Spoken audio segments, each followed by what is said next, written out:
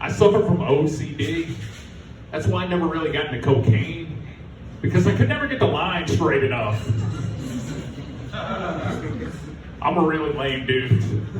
I don't do drugs. I don't drink alcohol. I don't even drink soda. My idea of a wild night is squeezing a little lemon in my water and let's get this party started. One time a girl told me, "You're a really great date for a Tuesday afternoon." I don't know what the heck that meant, but at least she didn't say Monday afternoon. I'm so lame that I'm gonna have my bachelor party at a cat cafe because I love cats. Thanks. All my boys are gonna be like, "For your bachelor party, we're gonna get lit at the strip club, right?" And I'm gonna be like, "Well, there will be pussy at the venue." In a lit box.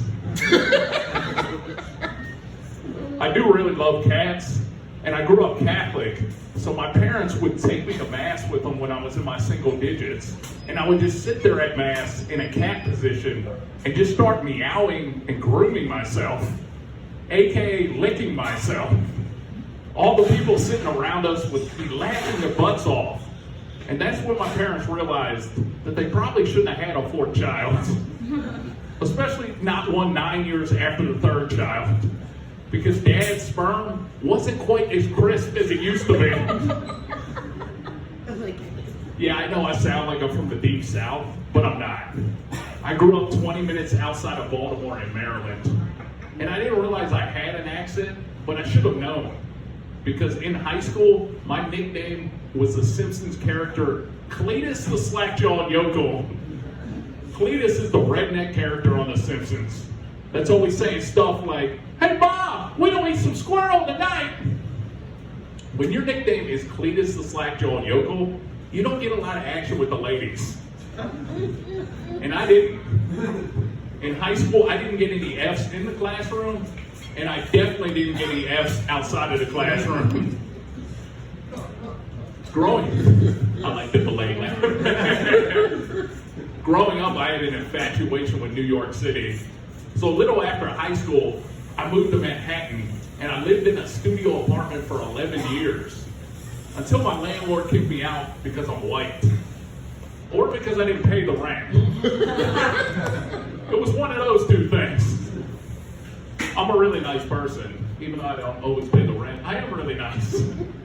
I'm so nice that a few months ago, I applied to volunteer with this organization that helps illegal immigrants. They turned me down because I don't have my birth certificate. I lost it. So they turned me down because I didn't have the correct documents they required to help illegal immigrants. That pissed me off. So I hopped their fence and started helping out anyway. One time I told that joke, an audience member yelled out, "Your fat ass didn't hop the fence." I said, "Thanks so much for ruining my punchline."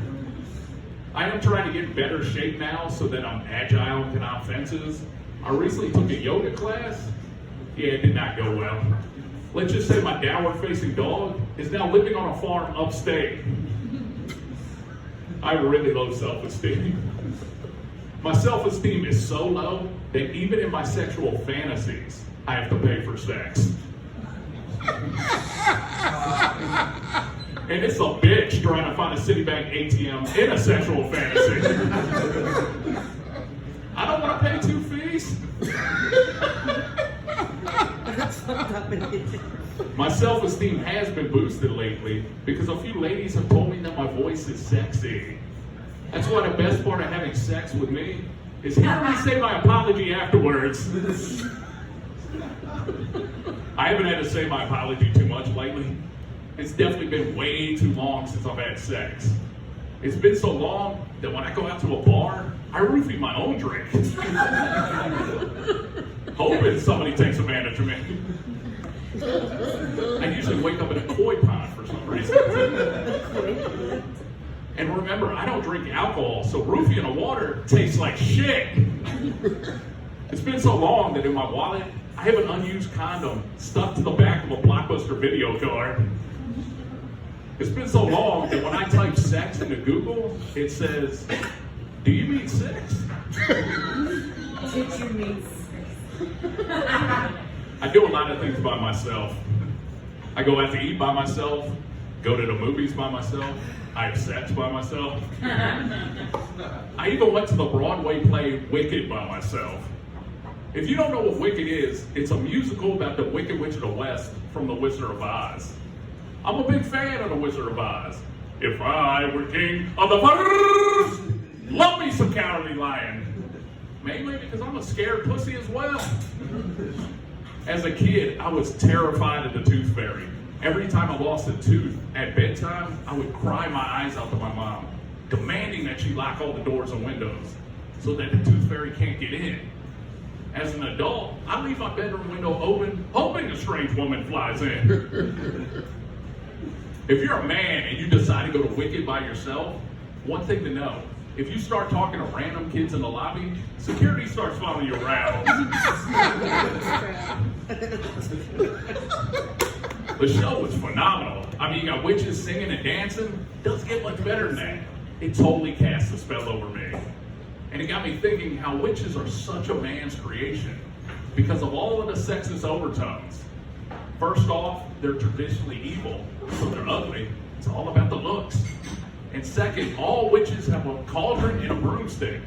So yeah, they might have some magical powers, but at the end of the day, these bitches are still cooking and cleaning. And if that isn't bad enough, witches make 70 cents on the dollar compared to warlocks.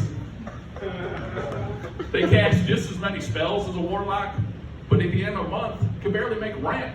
They have to take a second job working for Uber, flying people around on their broomstick. It's terrible. And you better rate them 5 stars, because if not, you're definitely getting turned into a frog. Hopefully it's Kermit. Kermit the Frog here? I guess I should have given her 3 stars. Love me some Kermit. Mainly because I'm sexually attracted to a piece of ham as well.